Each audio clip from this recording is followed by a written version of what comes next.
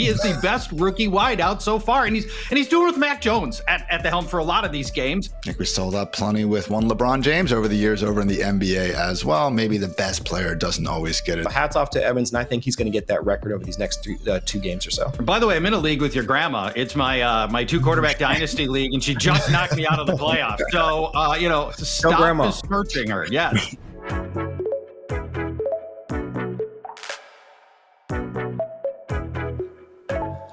Hello and welcome to the Fantasy Life Show. Happy Monday, everybody. I am your host, Ian Hartitz. It is a great day to be great, and it's a great day to break down some of the biggest and coolest facts from an eventful Week 15 and first round of the fantasy playoffs. So hopefully you didn't even have to sweat it because you were just chilling with a bye, but otherwise we got some film to watch, some stats to look at, and some time to get better. But I cannot accomplish this all alone, and accordingly I am joined by the great Charchian and Chris Allen. Guys, what a day. Charch, how'd the guillotine leagues go?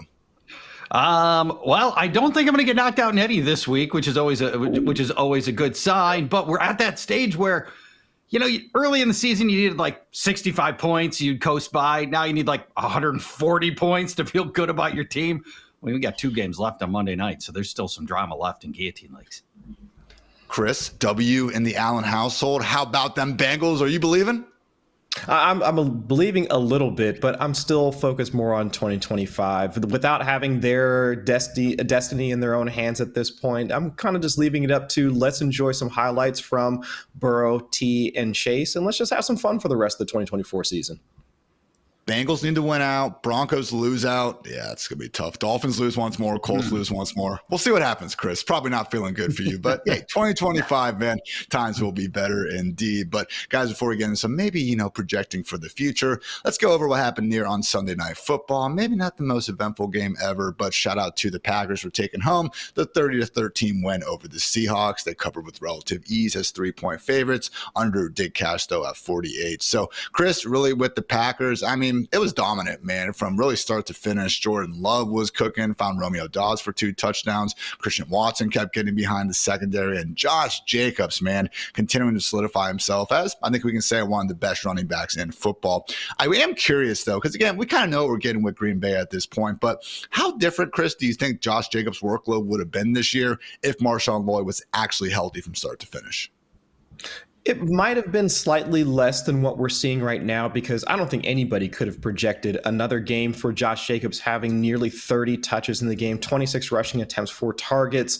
It's just without having a reliable second running back, and we've seen this pretty much across the league from the Chase Browns of the world to whomever else you want to try and throw, Derrick Henry, not really having that reliable second running back behind you in order to take away some of those touches, you do find yourself with one of those workhorse running backs, and that's where Josh Jacobs finds himself.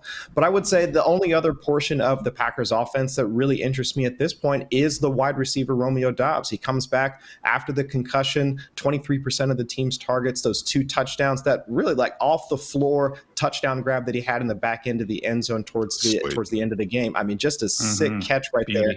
But my problem with the wide receivers for the Green Bay is just, can Jordan Love give us enough attempts that we want to trust any of those wide receivers moving forward? He now has 4 of his 11 games since returning from injury, less than 30 passing attempts. And if you take away, and I really don't like doing it this way, but if you take away that really big game, the game that he had in week 4 when he was wearing the Brett Favre jersey and all of that, 17th in passing yards per game. That's over a 10-game sample. So if we're not really getting the volume that we would expect out of Jordan Love and the aggression wasn't there as it was last night, it's kind of tough to trust some of his wide receivers, especially at this point in the playoffs.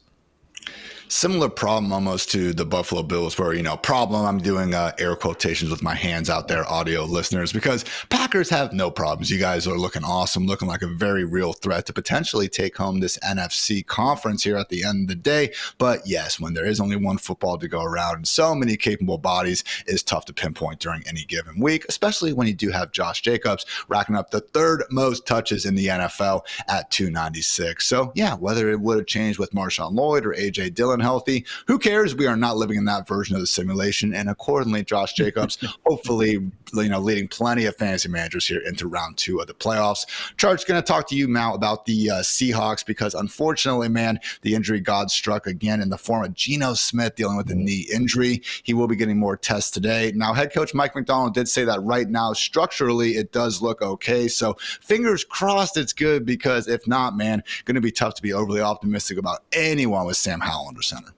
Yeah, there's testing later today that should show the severity of the knee injury, and the availability for Sunday's game against Minnesota will start to crystallize then. Sam Howell looked dreadful in relief, 35% completion rate, 1 pick, 4 sacks in a third of the game. So we'll project that out to 12 for the whole game if it were to hold, and that's actually the 12 sack game is within Sam Howell's capabilities. We can't rule that out. If Howell's a starter, it's possible there are no viable fantasy starters for the Seahawks next week against Minnesota. Maybe none. And keep in mind, the Vikings' run defense is elite. So Kenneth Walker comes hobbling back. I don't know. This thing could turn ugly. Howell displayed last year all the ups and downs of a first-year starter, and presumably with a full week of work next week, he would be better against Minnesota. But man, I don't know. Fantasy playoffs on the line, putting your team in the hands of Sam Howell seems like a bad idea. Jackson Smith and Jigba, overwhelmingly the focus of the passing attention throughout the entire game. His 10 catches were as many as the rest of the team combined.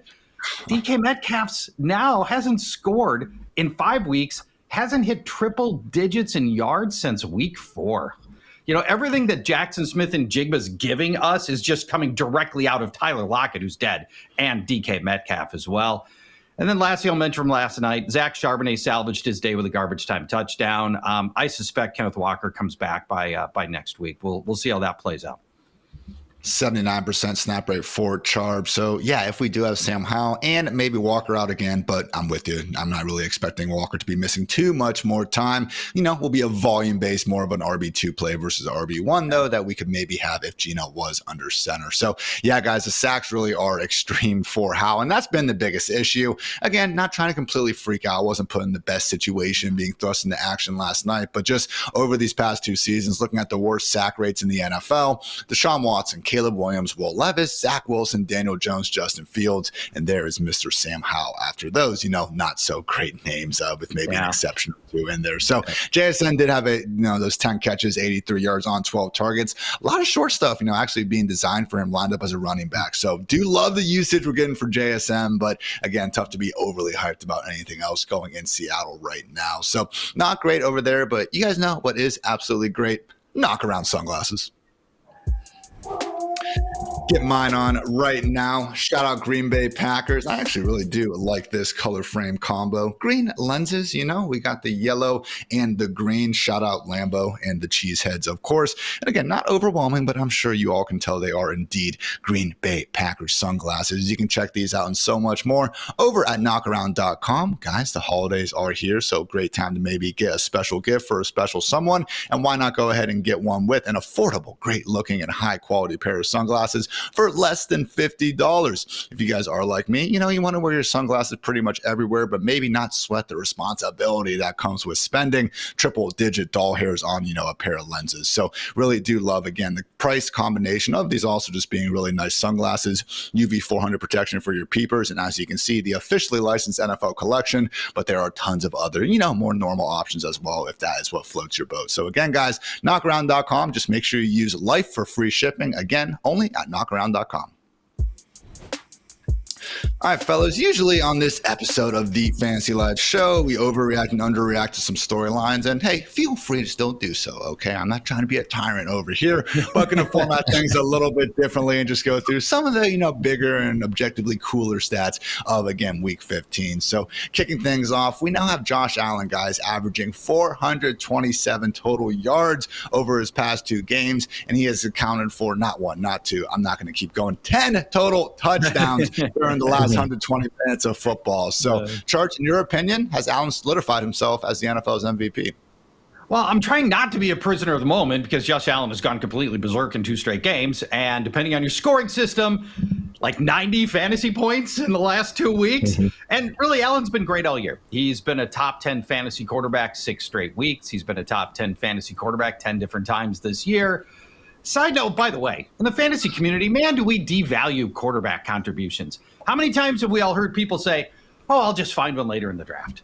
And, I've said it. I've been guilty of that, and I've done that. But if you want this level of guys, you want Josh Allen, Chris and Ian, you have to put 3rd and 4th round equity into this position. And man, people resist that. They don't want to. They feel like quarterback is not, they're just not comfortable putting quarterback equity into the 3rd and 4th round. So yeah, I just think that's a failing of ours. So back to your question, Ian, which is, I'm sorry to pivot it off of it to begin with, but here we are, the MVP. I still think it's Lamar Jackson, narrowly. Jackson's has scored more fantasy points than Josh Allen has. He's got more top 5 finishes. He's got fewer finishes outside of quarterback 1 range. Lamar Jackson just has 1 finish worse than quarterback 12. Allen has 7 more rushing touchdowns, but Lamar's got 260 more rushing yards, 200 more passing yards, and 9 more passing touchdowns. So I think fantasy MVP and real NFL MVP, to me, I am still leaning to Lamar Jackson on this. Now, the Bills have been a little bit better in the wins and loss column if you want to go ahead and try to judge quarterbacks on that sort of thing. Ravens obviously 9-5, Bills 11-3 with some big time wins. But yeah, Charch, that's kind of what I had in my notes as well. The only counting stat that Allen is really, ahead of Lamar by a decent margin is the rushing touchdowns, 11 versus 3. But Chris, I'm not so sure that, again, the fact that the Bills just kind of like to tush push more near the 1 yard line is necessarily the sole reason why we should be going with Josh Allen.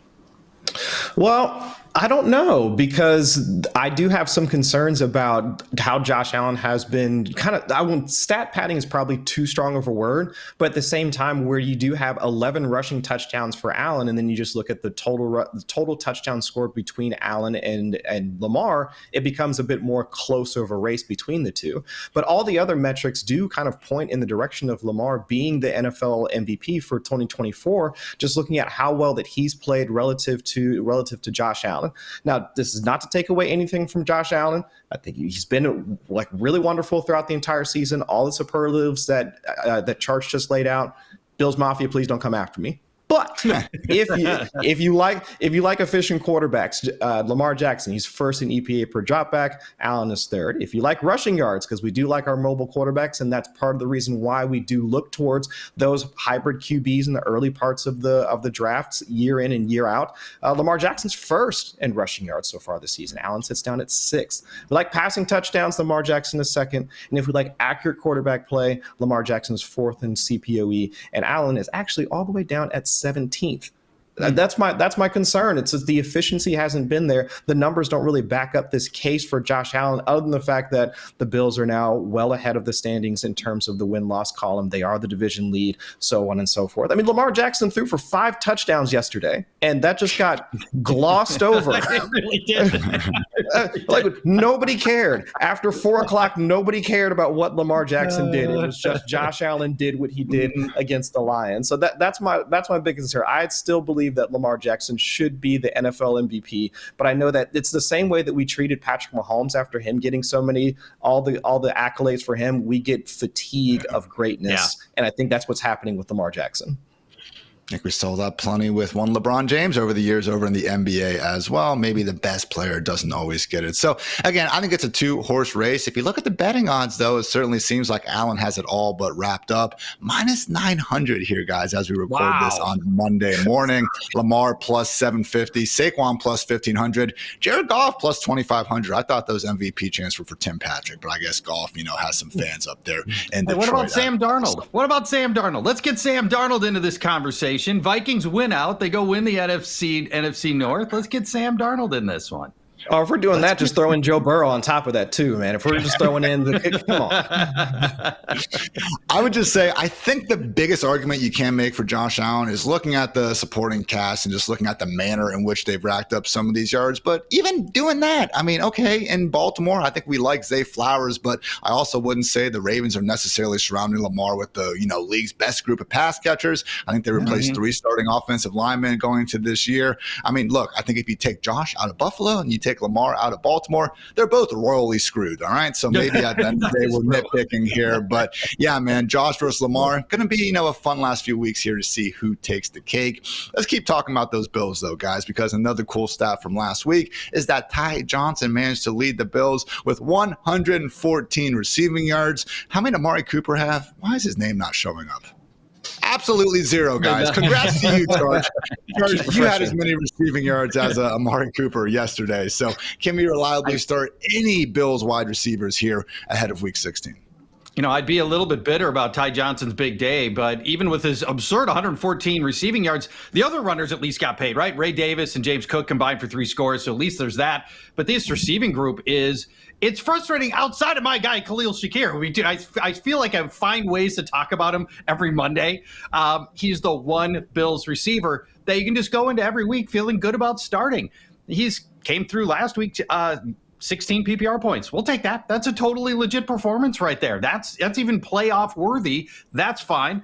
Shakir pretty much every week, but everybody else, it's all dart throws here. If you were starting Keon Coleman or Amari Cooper, you knew you were rolling the dice. You knew that this was a dangerous game you were playing. Cooper, granted, had 14 targets last week, so you probably thought, okay, even though he's very inconsistent, he can't go from 14 to 0, but that's what we got. Buffalo scores 48 points. Amari Cooper, no receptions. Super frustrating for him. But again, in the fantasy playoffs, I feel like if you rolled the dice on Cooper, this is kind of on you. There were a lot of people, getting the start sit questions that, were having, sort of the toss-up questions. And Chris, I think the thing I kept going back to, if I wasn't going with Amari, was just the fact that with Keon Coleman, with Dalton Kincaid returning, we had the uncertainty about things potentially getting split up more. And lo and behold, they were.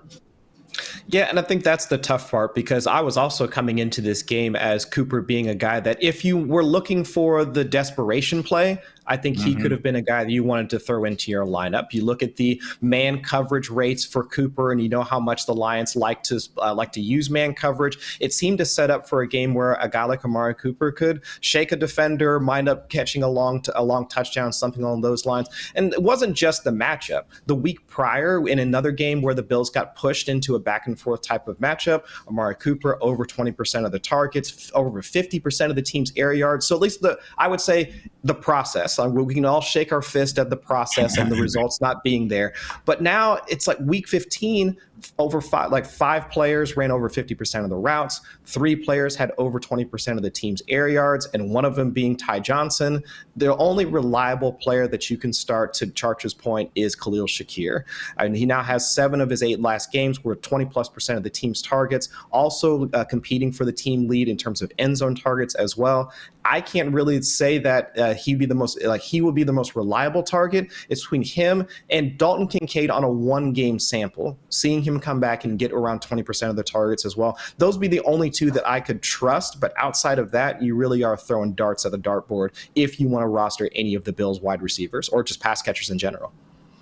Kincaid unfortunately had that very cool chest pass touchdown from Josh Allen nullified on a hold. Otherwise, his box score would have looked even better. But yeah, guys, last week it was Dawson Knox at 67% routes and Khalil Shakir at 64%.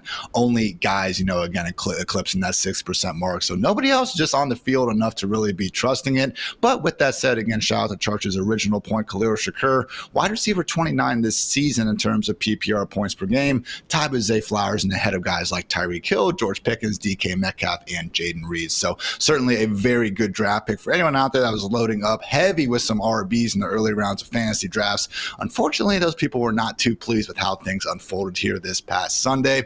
What a day for 0 RB drafters if you happen to be lucky enough to still be alive in your league's playoffs. Guys, Tajay Spears had 27.2 PPR points. Derrick Henry, Chuba Hubbard, and Joe Mixon combined for just 26.2. So Charch, huge win for 0 RB drafters, or just, a 1-week blip on the radar?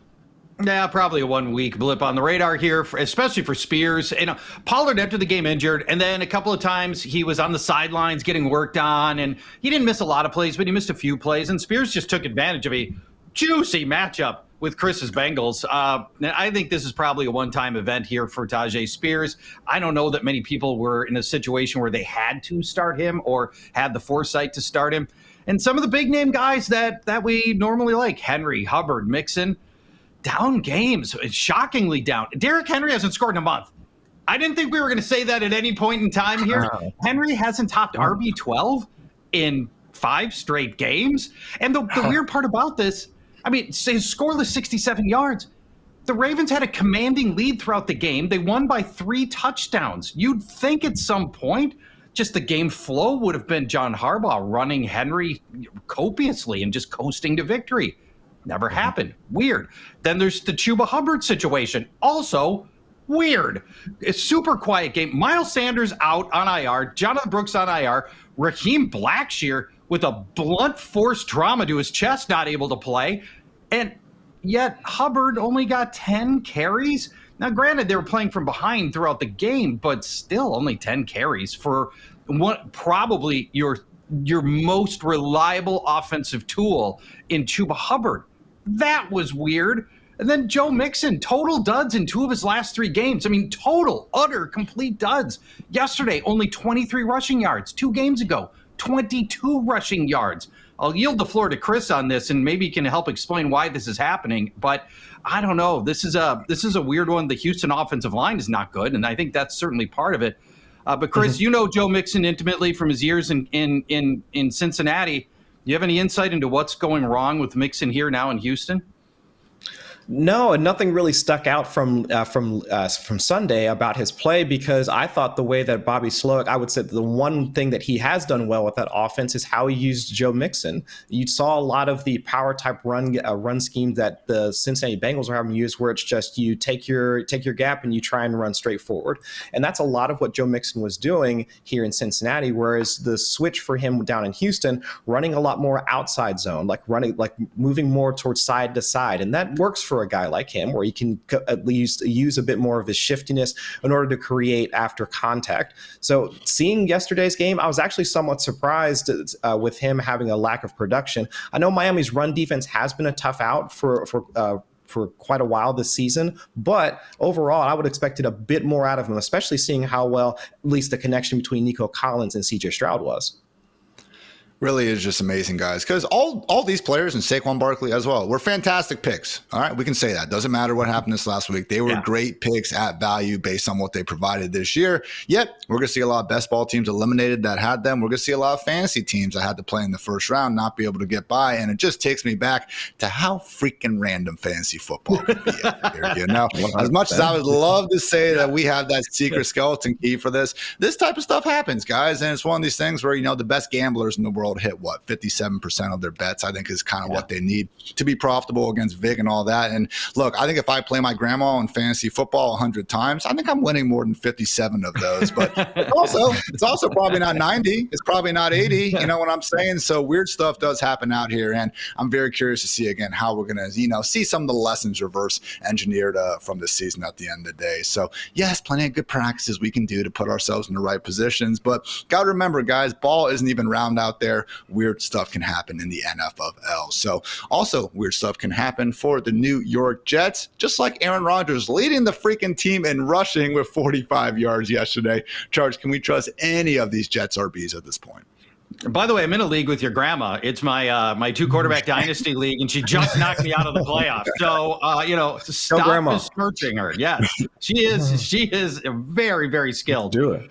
Breece Hall salvaged a horrible fantasy day with that late game goal line plunge, but the eye test is Hall's just not healthy. He's playing hurt. It's just not working. And you've got to be worried about the overall efficacy and the lack of explosiveness from Breece Hall. Since we go back to week 6 for Breece Hall, he has not topped 80 rushing yards. He hasn't had a run of longer than 18 yards. He ranks 24th in rushing yards since week 6. And he has no catches on passes longer than 5 yards since week 6. Really disheartening. This passing game usage, baffling to me. Remember, last year, Breece Hall led all running backs in receptions on a terrible Jets offense. Now, here we are, and it's somehow worse. Yesterday, 2 targets. Week before that, 1 target, 0 catches. It's a frustrating turn. I don't understand why they're not using him more in the passing game, but that's not coming together here either. We've got Isaiah Davis and Braylon Allen combining for almost as much work as we've gotten out of Breece Hall, at least yesterday. It's all frustrating right now, and Breece Hall doesn't feel like somebody that's going to lead you through the playoffs. Situation, Chris, where we've seen this Jets offense kind of ebb and flow, have moments where they look, actually pretty good and fulfilling those preseason expectations. Others where they do look like a complete shell of what we thought they were going to be. So next week they get the Rams. It's a defense that, again, has had good moments. They did a good job against San Fran last week and everything. We all sadly remember that game, on Thursday night. Seems like forever ago. But looking at Breece, level of confidence here, because personally, man, certainly think he's going to be far closer to that RB2 line than the top 10 heights that we drafted him for. No, and I agree with you there. I would say he's be more of a high-end RB2 than anything else, because just looking at his snap rates, didn't even around 50% of the team snaps this week. So now that's 2 weeks in a row we've seen a split backfield for the Jets. Because remember in week 14, everybody was like, oh, well, this is why you stashed Braylon Allen on the back end of your roster, so that if Breece Hall were to go down, you have an RB1 sitting there waiting for you on your bench. Nope, we got Isaiah Davis instead. That wound up split, like everything was right down the middle. It was almost 50% of the snaps, almost half the touches between them, almost half the targets between the two of them. It really was that split back. And with the same thing this past week now between Hall and Isaiah Davis. And now while the matchups might lend themselves, you might think they lend themselves to running back production, I'm not quite so sure, because the Rams, they might be around the middle of the pack in terms of running back touches or running back production allowed. It's now really just been buoyed by Saquon Barkley when he went up against the Rams, over 200 scrimmage yards against them, and also Alvin Kamara a few weeks ago getting over 100 yards and a touchdown against the Rams as well. Everybody else that's faced them hasn't even gotten over 100 yards. So Rams are a tough out. Bills are also a tough out as well for the Jets. So I'm not expecting a ton of overall production for the Jets as a whole. And now if we're also going to have this split touch situation between Hall and Davis or Hall and Allen or whomever it's going to be, it's really tough to trust any of them in week 16 or 17, to be quite honest.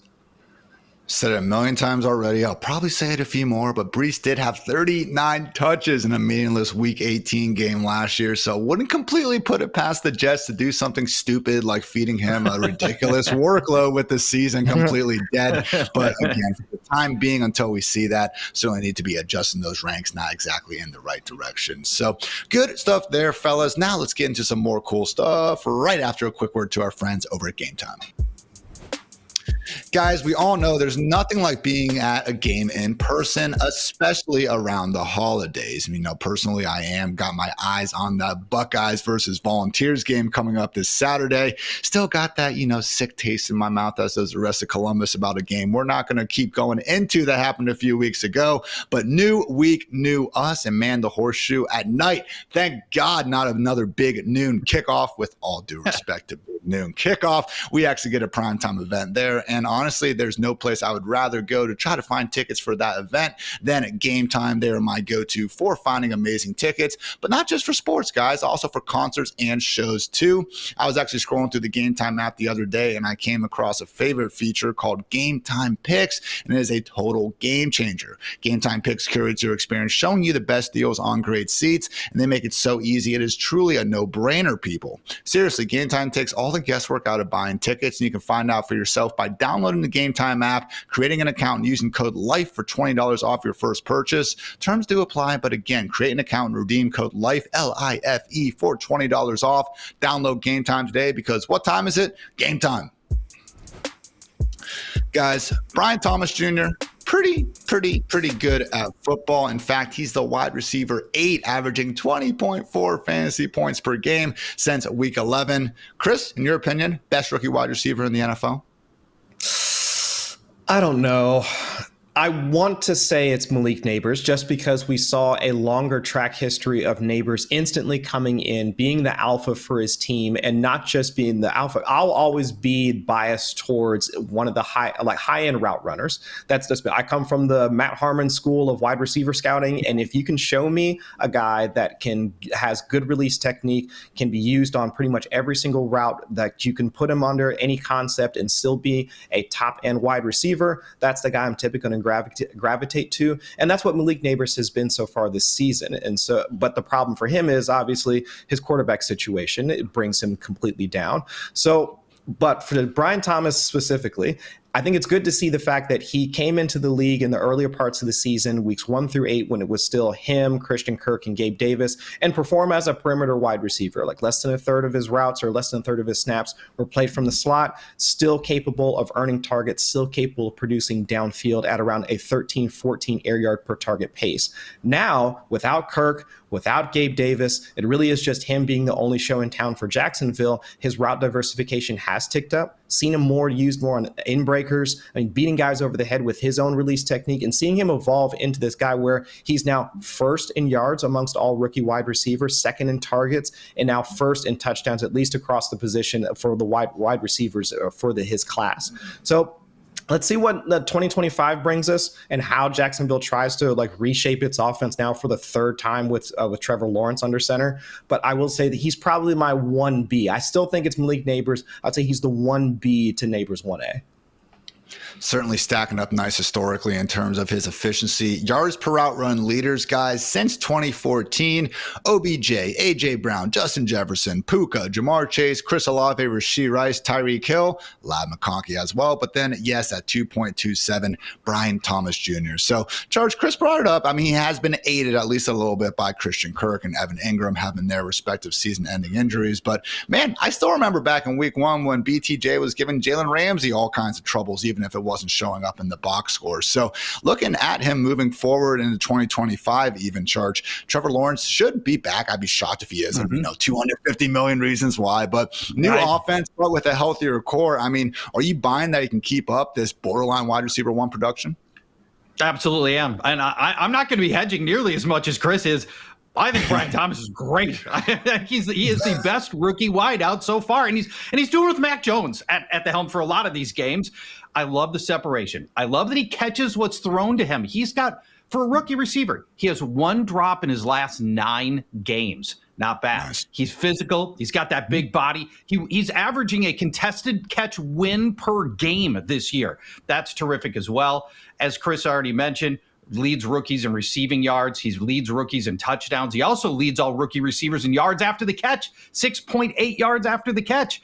And he ranks second in first downs. He's a chain mover. Upcoming schedule. We're going to have a nice end of season for Brian Thomas. Raiders coming up next week. That's a very promising matchup. Then Tennessee for their championship. Granted, Tennessee, they used to be a really good secondary. They've fallen off pretty hard. They've given up multiple passing touchdowns in 4 of the past 5 games. Dynasty, looking forward, I'm glad you brought up 2025. I just think going forward, all he needs is somebody that's good enough to Trevor Lawrence level is going to be good enough to feed Brian Thomas. And with the question marks we've got with the Giants, who knows who that quarterback is going to be for Malik Neighbors. Ladd McConkey, by the way, sneaky in this conversation for best rookie receiver, but that's a topic for probably the offseason. I love what Brian Thomas is doing, my favorite rookie receiver this year. And he just turned 22 in October, guys. Wow. I mean, I think the guy who just was up for the Billitten Call for War is like 25 already. I mean, there is just, again, such wild production here for someone still so young. He can't rent an RV for like 3 more years out here. That's what we're dealing with. So, speaking of some big wide receiver performances, Mike Evans, guys, went nuclear. Hopefully won you guys that playoff matchup. He needs to average 83.7 yards per game to get to 1,000 yards on the season. So 251 total. And Charge, man, with the Cowboys, with the Panthers, with the Saints up in these next 3. I mean, heck, man, I wouldn't put it past them to even get there before week 18. Oh, I would love that. Evans, of course, if people don't know, has posted 1,000 yards in all 10 of his seasons, which is a crazy testament to his durability and productivity. It is. It's nuts. If you think players don't care about their stats, you are so wrong. They remember all their box scores. You'll be like, hey, you remember that game in 2014 against Seattle? Oh, yeah, you had 9 catches and 123 yards. I always remember that game. Yeah. Mike Evans is emblematic of his franchise, right? He's going to go down as one of the all-time greats to ever don the orange and pewter, and the team is going to try to get him there, but not just because they want to do it for Mike Evans, but because they win games when Mike Evans has big games. Here's your stats. In Tampa losses this year, Mike Evans averaging 35 yards. Yuck. In Tampa wins, he averages double that, 69 yards. Feeding Mike Evans is just good for business. It creates wins. And then as you alluded to in the schedule. Next week, in the semifinals, Dallas.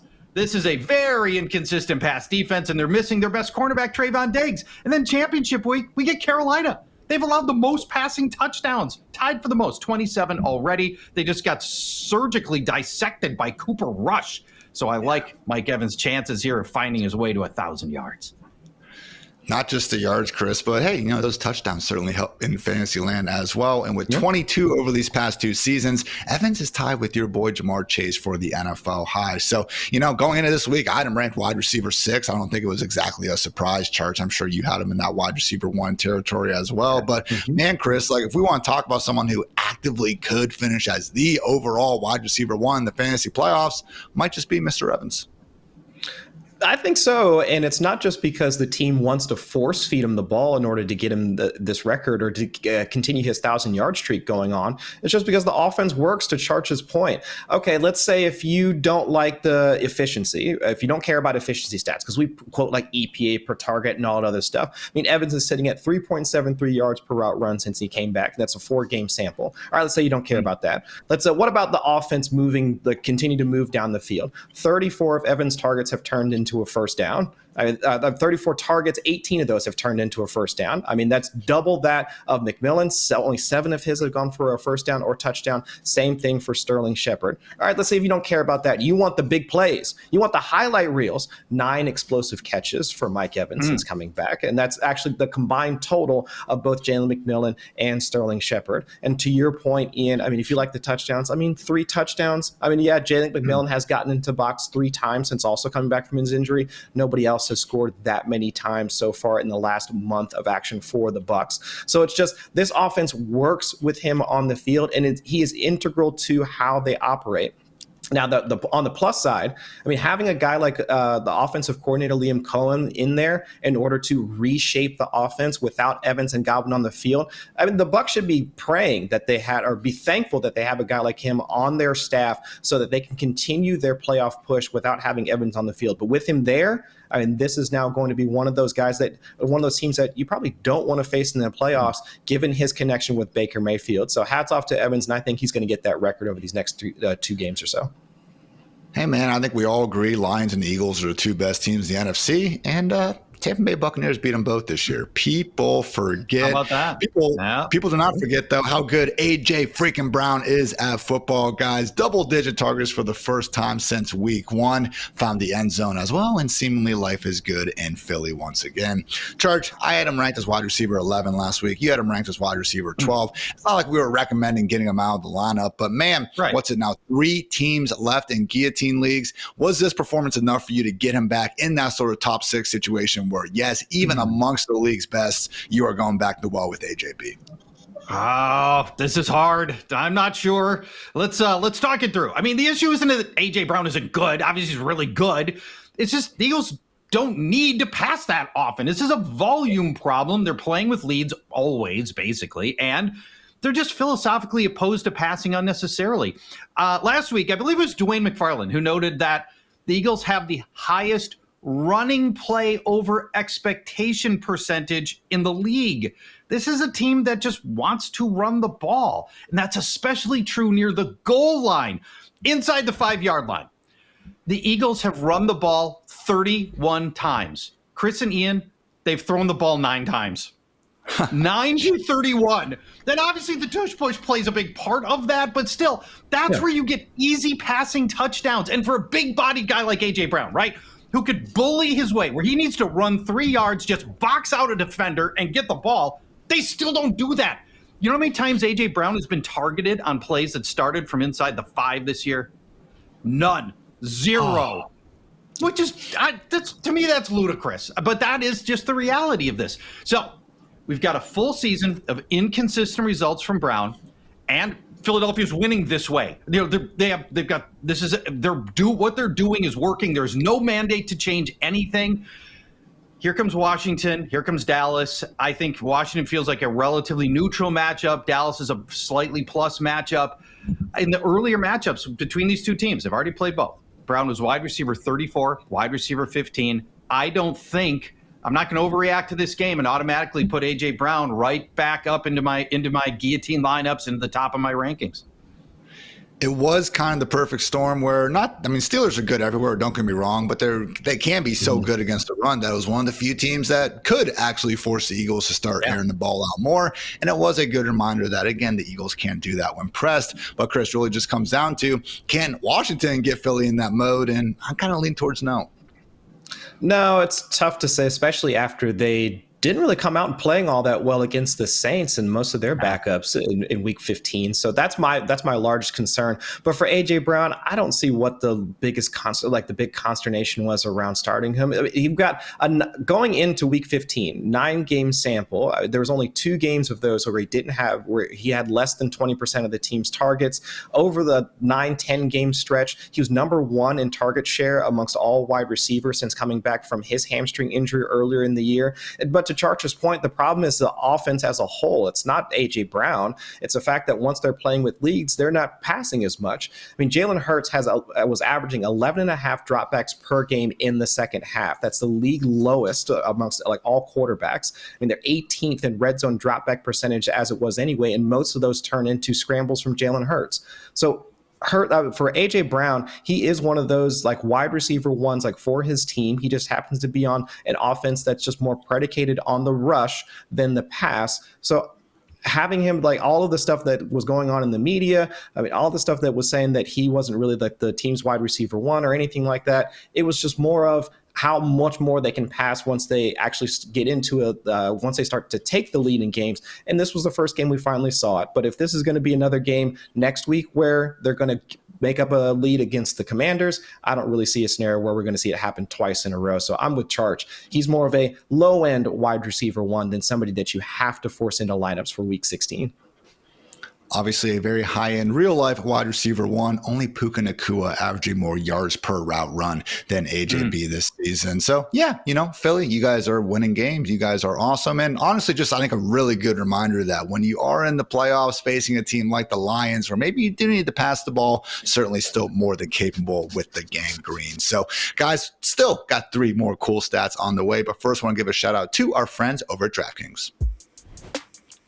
Grab your favorite team's jersey and some snacks and head to the couch for another Sunday of action-packed football. And you can get even closer to the action with my partners at DraftKings. Right now, all new DraftKings customers who bet just $5 will get $150 in bonus bets if your bet wins. Just download the DraftKings Sportsbook app and sign up using the promo code FantasyLife. The crown is yours. That's right. New customers get $150 in bonus bets if your bet wins after betting just $5. If sports betting is not yet available in your state, don't worry. You can still join in on all the fun with DraftKings Daily Fantasy and have the shot to win cash prizes. Download the DraftKings Sportsbook app now. New customers use the promo code FantasyLife and bet just $5 on any wager to get $150 in bonus bets if your bet wins. That's promo code FantasyLife only at DraftKings Sportsbook. Eagles fans, I'm sorry for saying gangrene. That was dumb. I will watch the film and get better, but we will move on and try to forget about that. Trey McBride, fellas, most receptions now all time with 89 without a receiving touchdown. Now still has some work to do to get the target record that is held by, of course, Deontay Johnson, 144 without a touchdown in 2022. McBride has 116, but Charch, man, I don't know if you were able to catch, a lot of that Cardinals game, but they're trying, man. We had the underhand shovel pass from the 1 yard line. They will want to get McBride the touchdown. Do you think he can get there over the course of these next 3 weeks? Oh, I hope not. I'm rooting for no touchdowns. He's such a good talker. I want to break the all-time tight end record for most receptions without a score.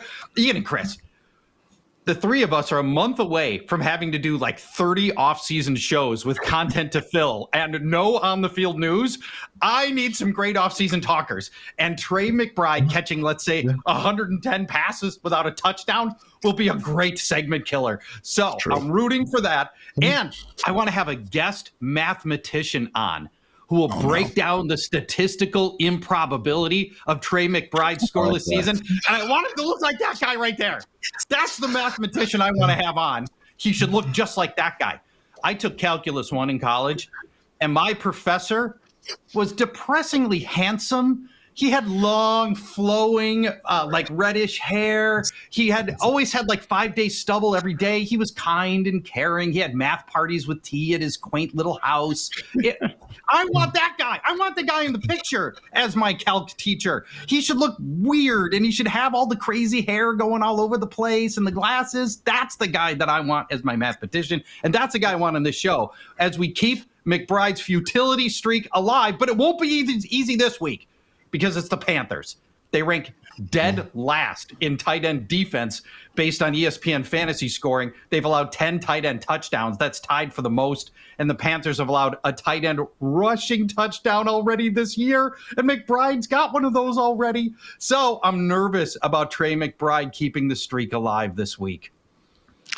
Chris, as our resident engineer, where do you want to go with this?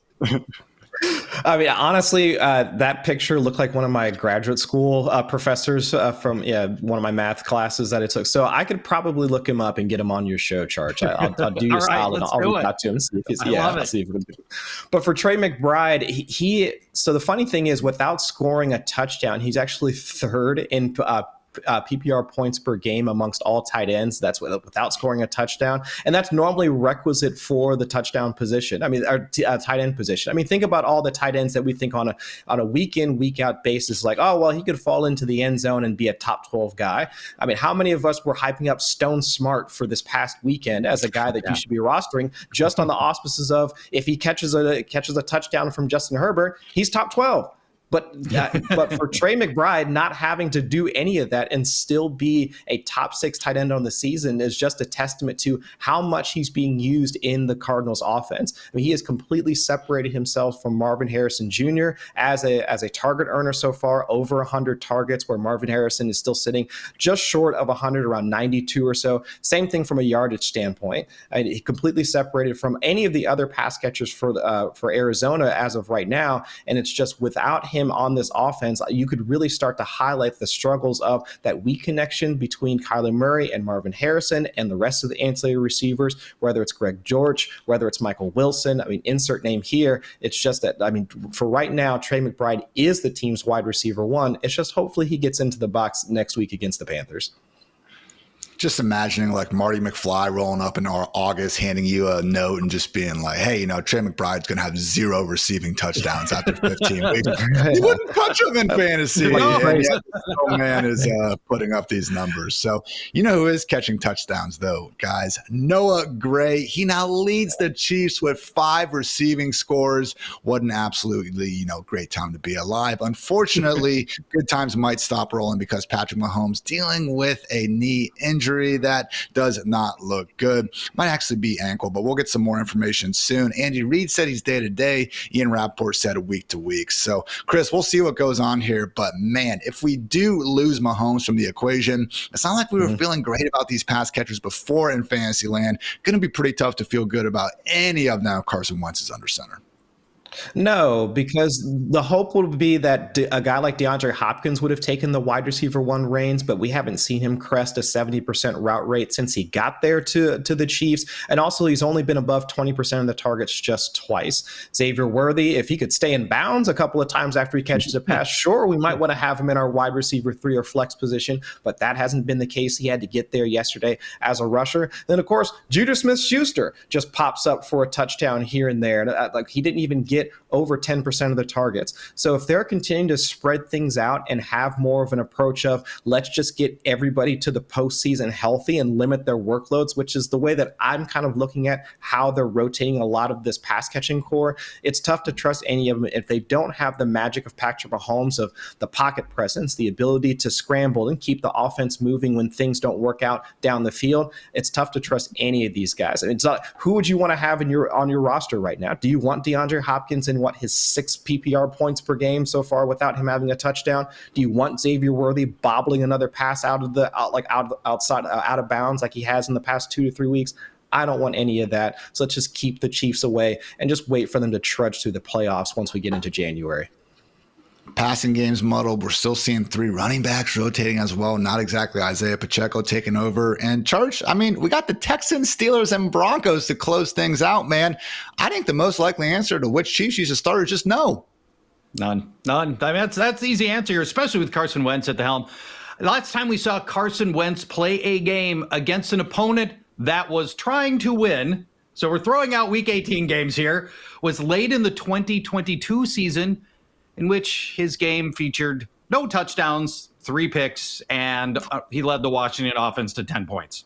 And Well, I am not getting knocked out of the playoffs because I hitched my wagon to Carson Wentz. I can tell you that much. So, we're talking about guys, and Chris made this point, DeAndre Hopkins, Juju Smith-Schuster, Xavier Worthy, barely fantasy viable with Patrick Mahomes, not at all so with Carson Wentz. But you know what? I'll believe Patrick Mahomes isn't playing when I actually see Carson Wentz take a snap, because dude always seems to play through these things, doesn't he? Yeah.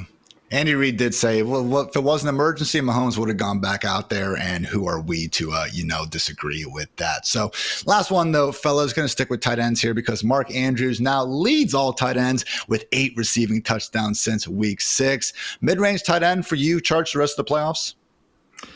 Just a reminder here that fantasy football is a cruel sport. Mark Andrews, for the first 5 weeks, was an automatic L on your team. He was tight end 34 with fewer fantasy points than A.J. Barner. Then week 6 happened, and we all dropped Andrews. And why not? A totally reasonable thing to do at that point. Since week 6, Mark Andrews is tight end 3. With touchdowns in 7 different games, and he's become completely matchup proof. Yesterday, Andrews scored against the Giants, and you probably think, well, everybody scores against the Giants. But stopping tight ends is the one thing the Giants can reliably do. They entered the weekend ranked number 2 in tight end fantasy points allowed, and Andrews scored anyway. 2 games ago, Andrews was the first tight end all year to score against the Chargers. He's completely matchup proof. Here comes Pittsburgh. When they met earlier this year, Andrews only had 22 scoreless yards, so a little area of concern there. But at the end of the day, the matchup doesn't seem to matter. And I think you're starting Mark Andrews this Sunday. Mm-hmm. Number 2 in ESPN's open rating this season, behind only George Kittle. Chris, he looks great out there, and the Ravens are putting up more passing production than ever. So, yeah, top 6 tight end the rest of the way sounds more than reasonable. Yeah, 3 of his last 5 games, like over 20% of the team's targets, and good matchups moving forward. To Charch's point, David Njoku got scored double-digit PPR points against him. Mike Gesicki, and the same thing with Houston. Since week 6, only Tyler Conklin was the only tight end to face them without double-digit PPR points going up against them. So the workload's there for Mark Andrews. The matchups are there for him. So mid-range tight end 1, I'll attach my guy to Lamar Jackson, who should be the NFL MVP. I'll do that all day. Well, you guys are my guys as well. Appreciate another good show, and appreciate you listening out there. We'll be back tomorrow, myself and Dwayne "The Rock" McFarland, breaking down some utilization and sheesh goodness ahead of week 16. So appreciate you guys tuning in. For Charge, for Chris, for producer Matt, for producer Kelsey, I'm Ian. Thanks again for checking out the Fantasy Life show. And until next time, take care, everybody.